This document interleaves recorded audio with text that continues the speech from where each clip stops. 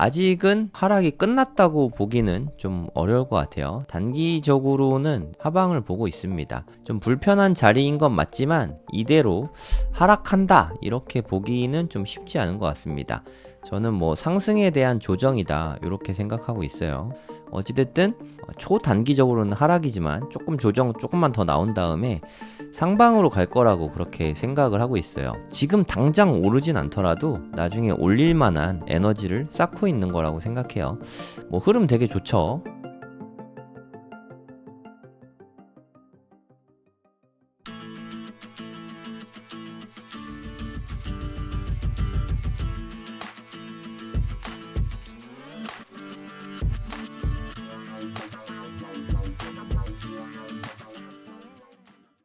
네, 안녕하세요. 성정길입니다. 지금 시각은 8월 27일 밤 11시 48분입니다. 지금은 화요일이고요. 네, 조금 있으면 수요일이 됩니다. 지금 가격이 좀 빠지고 있어서 네, 다들 좀 심란해하고 계시더라고요. 저는 사실 이게 너무 당연한 것 같은데 아무래도 초보자분들 같은 경우에는 이게 빠져도 불안하고 올라도 불안하고 뭐 그냥 늘 불안하지 않을까 하는 생각이 듭니다. 네, 짬밥이 좀 더 생기면 요 정도 갖다가 불안해 하진 않으실 것 같아요. 1시간 봉으로만 보세요, 여러분. 1시간 봉으로 보시면 네, 많이 느껴지실 텐데 이때가 8월 5일이었거든요. 이때 막 큰일 날 것 같은 때 있었잖아요. 경기 침체 온다 해서 막 큰일 날 것 같은 때가 8월 5일이었거든요. 지금이 8월 27일이죠. 8월 27일. 한 3주 정도 됐죠. 3주 동안 진짜 많이 올랐잖아요. 한 30 몇 퍼센트 올랐더라고요. 그리고 지금 조정 이만큼 있는 거예요, 여러분. 이만큼. 5% 정도 조정 받고 있나요? 하여튼 정말 아주 작은 조정입니다. 몇 퍼센트인지 한번 찍어 볼게요. 8월 5일 이후로 상승은 한 32% 나왔고요. 조정은 지금 대략 한 4% 조정 받고 있거든요. 이거 좀 많이 무섭나요, 여러분? 근데 이 정도도 무섭고 막 전전긍긍하고 만약에 그러시면 진심인데 코인 투자가 잘 안 맞으시는 거예요. 네, 부동산이나 뭐 예금이나 뭐 그런 쪽으로 생각해 보시는 게 여러모로 낫습니다. 지수에도 투자하시기 힘들 거예요. 요 정도 변동폭은 나스닥 지수에만 투자해도 이 정도 이상은 변동성이 있거든요.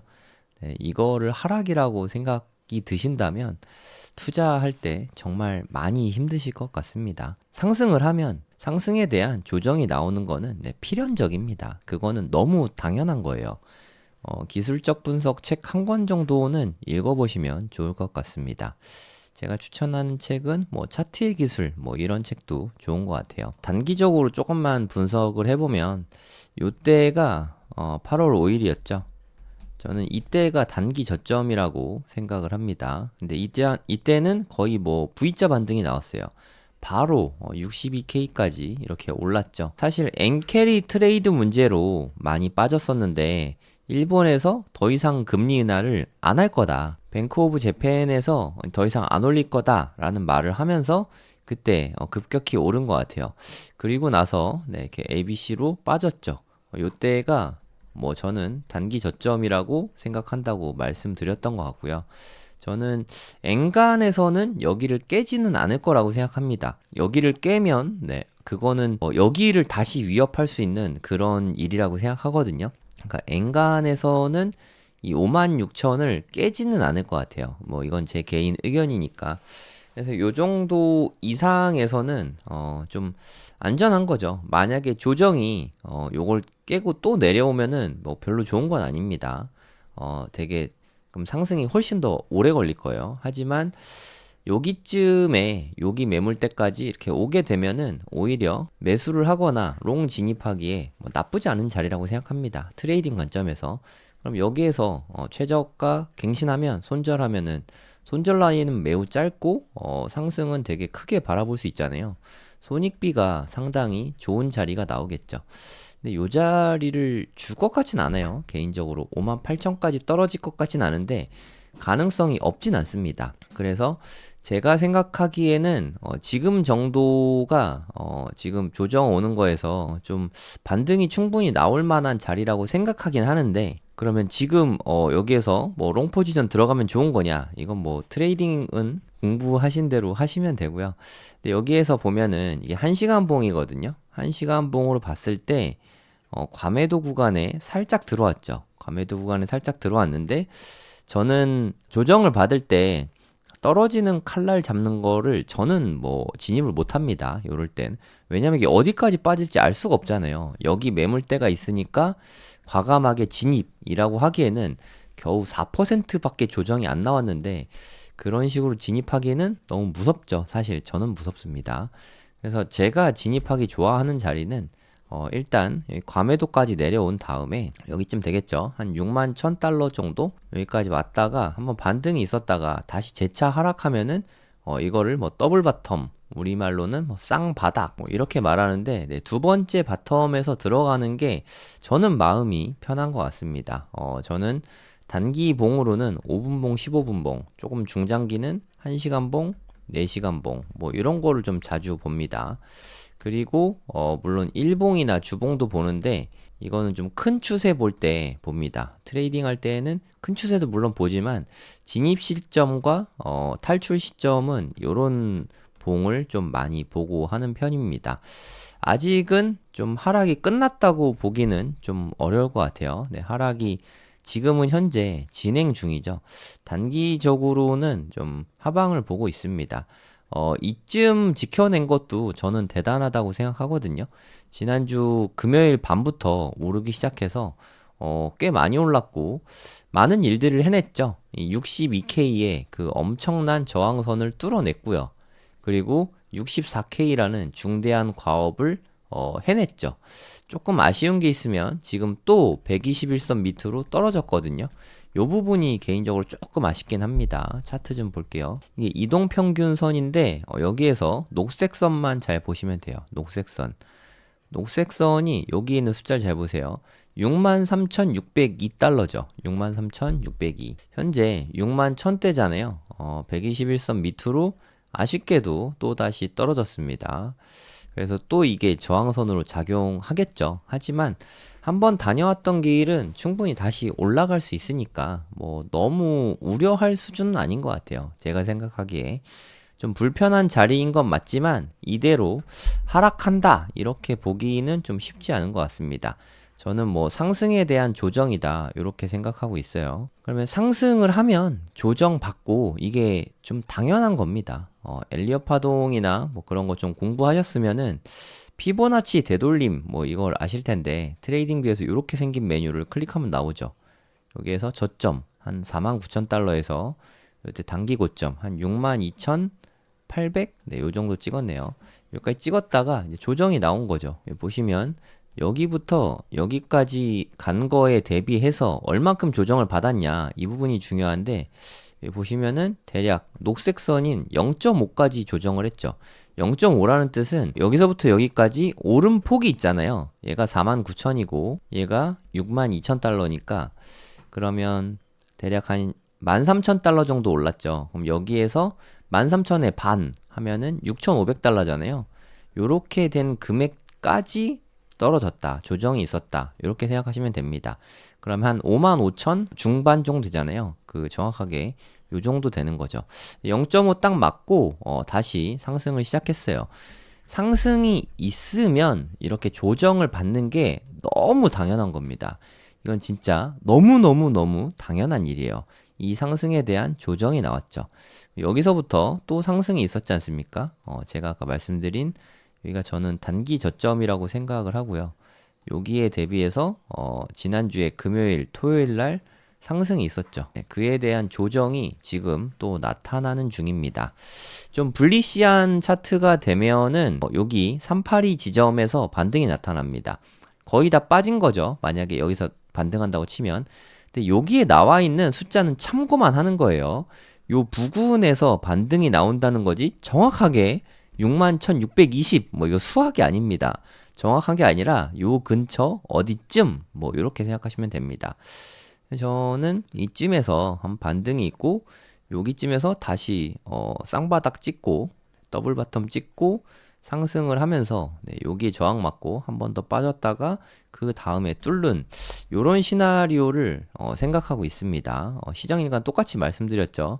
그 말씀을 한 여긴가 여기 때부터 똑같이 말씀드리고 있어요. 일단은 제가 생각한 대로 아직까지는 움직이고 있는데 그렇게 될지 안 될지는 모르잖아요. 그래서 우린 투자할 때 시나리오를 세워보는 겁니다. 382에서 반등할 가능성이 저는 좀 있다고 생각해요. 한 20, 30%? 조금 더 높은 확률로 0.5에서 반등이 올 거라고 생각합니다. 0.5면은 한 6만 달러 정도 되네요. 6만 달러 정도. 6만 500달러 정도 되는 것 같습니다. 하여튼 한 6만 달러 수준에서 한 이렇게 빠졌다가 좀 반등했다가 다시 재차 빠지고 그 다음에 찐 상승 나오고 여기서 다시 맞고 떨어진 다음에 그 다음 상승하지 않을까. 저는 요런 시나리오를 그리고 있습니다. 어찌됐든 단기적으로 초단기적으로는 하락이지만 조금 조정 조금만 더 나온 다음에 상방으로 갈 거라고 그렇게 생각을 하고 있어요. 저는 개인적으로 9월 18일 날 금리 인하가 예정돼 있잖아요. 이제 파월이 잭슨홀 미팅에서 연설문에서 그 금리 인하를 그렇게까지 시사를 했는데 9월 18일 날 금리 인하를 안 한다? 그거는 좀 생각하기 어렵지 않습니까? 네, 금리 인하는 저는 하는 건 좀 확실한 것 같고 아마도 25bp 인하할 것 같습니다. 이게 25bp가 베이시스 포인트 해가지고 100분의 1%라고 보면 되거든요. 그래서 0.25% 인하할 거다. 이렇게 생각하면 될 것 같습니다. 제가 드리는 말씀은 참고만 하세요. 네, 뭐 저는 여기에서 반등하든가 여기에서 반등한다. 그렇게 보고 있다라고 말씀드렸지만 제가 생각한 대로 안 갈 가능성이 매우 높으니까 그러면 하락으로 하방으로 갈 수도 있긴 하겠죠. 근데 여기에서 반등하고 하락 나옵니다. 사실 하락이 나오더라도 무슨 뜻이냐면 하락이 나온다고 해서 여기서 쭉 미끄러져 가지고 49,000 깨고 내려가고 이렇게 되지 않는다는 거죠. 하락이 나온다고 하더라도 뭐 여기나 여기에서 반등이 잠깐 나왔다가 그 다음에 재차 하락을 하는 거지 반등도 안 나오고 쭉 미끄러져 떨어지는 건 없어요. 그거는 진짜 뭐 경기 침체, 경제 위기급의 악재가 나와야 됩니다. 뭐 코로나 수준의 어마어마한 악재가 터지면 그렇게 될 수 있죠. 근데 뭐 지금 현재는 그 정도 악재가 뭐 나올 기미가 보이진 않고 있어요. 전조 증상 같은 게 보통은 있는데 그런 게 뭐 보이거나 하지는 않습니다. 그리고 지금은 금리 인하를 앞두고 있는 좀 상승에 대한 기대감이 되게 큰 시기이다 보니까 손익비 측면에서도 손해를 보기보다는 현물 비트코인을 매수하면 수익을 볼 가능성이 훨씬 높지 않을까 개인적으로는 그렇게 보고 있어요. 그러면 9월 18일 날 금리 인하가 예정돼 있는데 그럼 대체 언제쯤 오르냐? 7만 달러 언제 되냐? 이거는 뭐 그냥 재미삼아 생각을 좀 해보면은 9월 18일이 금리 인하를 하는 날이니까 요 날짜보다 뭐 한 일주일 정도 앞당겨서 하지 않을까 저는 뭐 그렇게 생각하거든요. 대략 한 9월 10일 전후에 여기 7만 달러 정도는 도달할 수도 있을 것 같아요. 도달한다가 아니라 도달할 가능성이 있다 정도로 봐주시면 될 것 같습니다. 전 아직도 좀 반반 보고 있거든요. 아까 제가 말씀드렸던 6만 달러 정도까지 조정받을 가능성도 꽤 있다고 생각하고요. 조정받았다가 올라갈 가능성이 꽤 있다고 생각해요. 그러다 보면은 7만 달러가 그렇게 많이 남진 않은 것 같아요. 뭐 한 일주일 정도, 한 9월 10일 전후에서는 7만 달러 충분히 도달하고 이걸 뚫어내진 못할 것 같아요. 뚫어내는 거는 재차 리테스트를 몇 번 한 다음에 뚫어낼 거라고 개인적으로 생각하거든요. 사실 우리가 원하는 거는 요런 엄청난 이 저항대를 한 방에 이렇게 빵 뚫어냈으면 좋겠지만 그거는 진짜 메가톤급의 호재가 있어야 돼요. 네, 좀처럼 나오기 쉽진 않으니까 그거는 좀 배제하고 요런 매물대에서 한두 번 저항이 또 걸릴 것 같다. 이렇게 보시면 되겠습니다. 이렇게 뭐 좀 조정 받은 다음에 또 상승이 있겠죠. 또 상승하다가 요런 매물대에서 걸려가지고 또 이렇게 조정 받거든요. 이렇게 조정 받을 때 너무 걱정하지 마시고 상승이 있었으면 조정은 당연한 거다. 네, 이런 생각을 좀 각인시켜야 합니다. 이게 무슨 뜻이냐면 엘리엇 파동의 기본 파동 모양이 이렇게 생겼어요. 1, 2, 3, 4, 5. 원사이드하게 쭉 올라가는 게 아니라 올라갔다 조정받고 올라갔다 조정받고 올라갔다. 보통은 이렇게 파동이 진행이 됩니다. 그럼 이렇게 깨끗하게 임펄스 파동이 세게 나왔다. 뭐 한글로 번역된 거 보면은 충격파라고 나옵니다. 충격파가 임펄스라는 뜻이에요. 1, 2, 3, 4, 5 이렇게 5개의 파동으로 이루어진 게 임펄스 파동입니다. 그럼 임펄스 말고 다른 건 뭐가 있냐? 다른 거는 조정파가 있어요. A, B, C라고 하죠. A파, B파, C파. 이렇게 조정파가 나오게 된다. 이렇게 생각하시면 됩니다.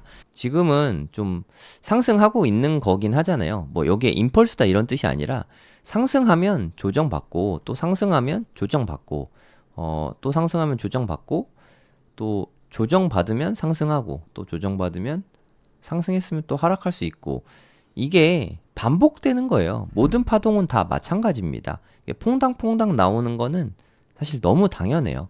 하지만 조정이 기냐 상승이 기냐 이게 되게 중요하거든요. 그래서 지금이 어느 추세에 있는지 그거를 좀 확인하는 게 중요하다고 생각합니다.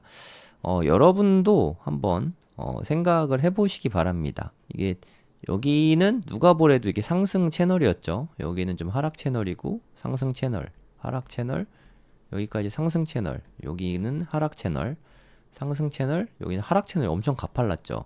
그 다음에 지금은 상승 채널이 나오고 있는 거죠.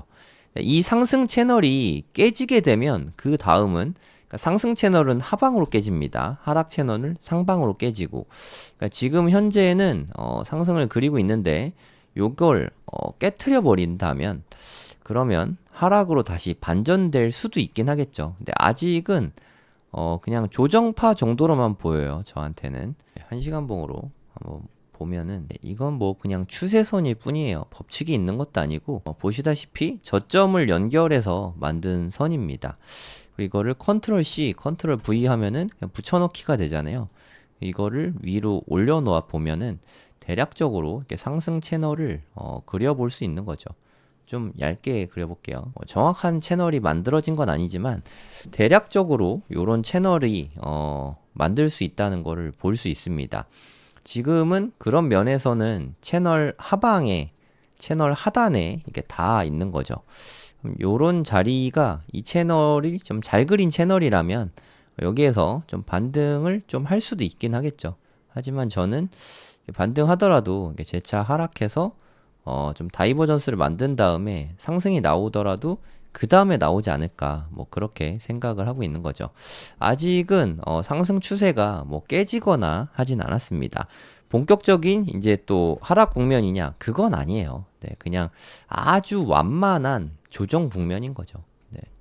그러니까 지금은 힘이 되게 좋습니다. 비트코인이 물론 조금의 조정이 나오고 있긴 하지만 아직은 비트코인 흐름이 상당히 좋아요. 이건 나스닥이거든요. 나스닥이 처음 장 초반부터 조금 빠지기 시작했어요.